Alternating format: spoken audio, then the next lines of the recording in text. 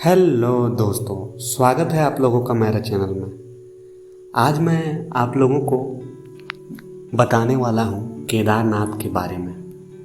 मतलब भगवान शिव से संबंधित और केदारनाथ की कहानी से जुड़ी सारी बातें। तो जिसमें मैं आप लोगों को पहली कहानी बताऊंगा कि केदारनाथ का उद्गम कैसे हुआ। मतलब वहाँ पे भगवान शिव को कैसे पूजा जाता है, इसकी आरंभिक इतिहास के बारे में। तो मेरा ये वीडियो अगर आप लोगों को पसंद आता है तो मेरे इस वीडियो को एक लाइक तो बनता है, तो प्लीज़ एक लाइक कर दें और चलिए आगे बढ़ते हैं। पहली कहानी पुराण कथा अनुसार हिमालय के इस क्षेत्र में भगवान विष्णु के चौथे अवतार महातपस्वी नर और नारायण ऋषि तपस्या करते थे। इन दोनों ने पवित्र हिमालय के बद्रिका आश्रम की बड़ी तपस्या की। उन्होंने पार्थिव शिवलिंग बनाकर श्रद्धा और भक्ति पूर्वक उसमें विराजने के लिए भगवान शिव से प्रार्थना की। उनकी आराधना से प्रसन्न होकर भगवान शंकर प्रकट हुए और उनकी प्रार्थना अनुसार ज्योतिर्लिंग के रूप में सदा वास करने का वर प्रदान दिया। भगवान शंकर उन दोनों तपस्वियों के अनुरोध को स्वीकारते हुए हिमालय के केदार तीर्थ में ज्योतिर्लिंग के रूप में स्थापित हो गए। बद्री केदार घाटी में नर और नारायण नामक दो पर्वत आज भी विद्यमान हैं। कहते हैं जिस दिन उक्त पर्वत भूस्खलन के कारण आपस में मिल जाएंगे उस दिन यह दोनों ही तीर्थ लुप्त हो जाएंगे। तो आप लोग समझ ही सकते हैं इसकी कहानी क्या है। अब दूसरी कहानी के बारे में मैं बताता हूँ। पुराणों में पंच केदार की कथा का वर्णन मिलता है। कहा जाता है कि महाभारत के युद्ध में विजय होने के बाद पांडव अपने भाई बंधुओं की हत्या के पाप से मुक्त होना चाहते थे। उनको ऋषियों ने इस पाप मुक्ति के लिए भगवान शंकर की शरण में जाने का सुझाव दिया। पांडवों ने देवादिदेव महादेव के दर्शन के लिए काशी के लिए प्रस्थान किया। जब वे काशी पहुंचे तो भगवान शिव ने नहीं मिले। तब साधुजनों के कहने पर पांडवों ने उनकी खोज के लिए हिमालय के बद्री क्षेत्र के लिए प्रस्थान किया। भगवान शंकर पांडवों को दर्शन नहीं देना चाहते थे, इसलिए वे वहां के जगह से भी अंतर्ध्यान होकर केदार में जा बसे। पांडवों को यह जब पता चला तो उनके पीछे पीछे केदार पर्वत आ पहुंच गए।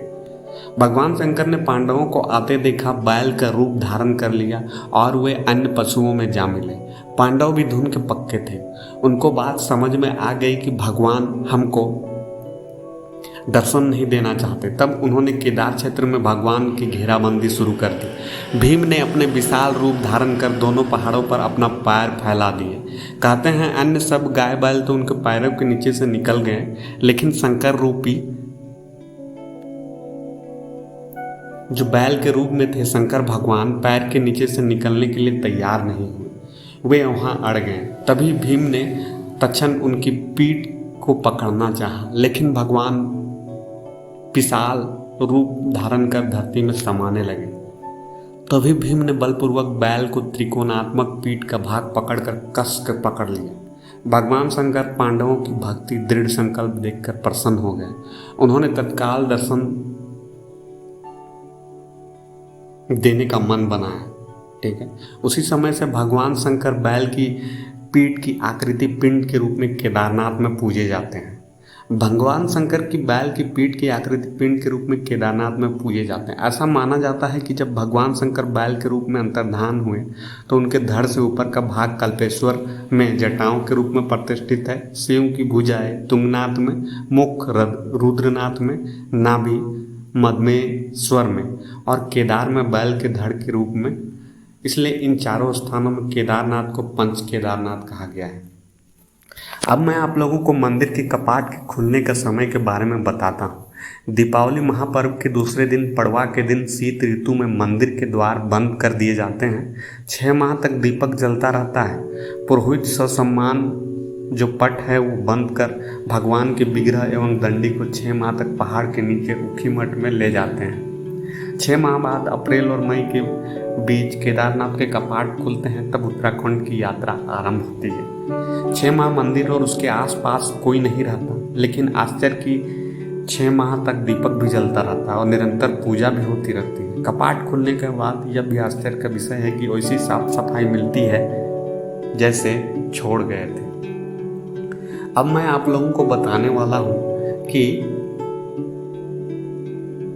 केदारनाथ में शिव का रुद्र रूप निवास करता है, इसलिए इस संपूर्ण क्षेत्र को रुद्रप्रयाग कहते हैं। केदारनाथ का मंदिर उत्तराखंड के रुद्रप्रयाग जिले के रुद्रप्रयाग नगर में, यहाँ भगवान शिव ने रुद्र रूप लिया था। देश के 12 ज्योतिर्लिंगों में सर्वोच्च है केदारनाथ धाम। मानव स्वर्ग में रहने वाले देवताओं का मृत्युलोक को झांकने का यह झरोखा है। धार्मिक ग्रंथों के अनुसार 12 ज्योतिर्लिंग में केदार का ज्योतिर्लिंग सबसे ऊंचे स्थान पर है। अब आप समझ सकते हैं कि ये कहानी क्यों प्रसिद्ध है। तो मैं आप लोगों को बहुत सी धार्मिक से जुड़ी बातों को बताऊंगा आगे आने वाले मेरे वीडियोस में, जिसमें मैं आप लोगों को उन सभी जगहों का दर्शन भी कराऊंगा। भारत में जितने भी धार्मिक स्थल हैं उनका। तो मेरे इस चैनल में बने रहिए और मेरे चैनल को सब्सक्राइब कर लीजिए और बेल आइकन को ज़रूर प्रेस कर दीजिएगा, ताकि आने वाले वीडियो का नोटिफिकेशन सबसे पहले आपको मिले। तो चलिए मिलते हैं नेक्स्ट वीडियो में, तब तक के लिए गुड बाय।